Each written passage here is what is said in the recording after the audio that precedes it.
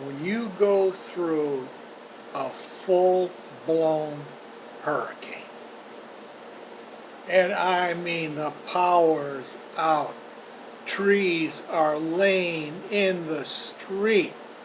You or your neighbor's houses are pretty well beat up. Openings in the roof. Doors blown open. You need one more tool to get you through that. You gotta have one of these puppies. Because if something goes wrong and people decide they are gonna vandalize you right in your property, they don't give a damn whether you're in your house or not. They're coming to get your stuff. This is the tool you need to ward them off, or something similar to this. Because don't bother call 911.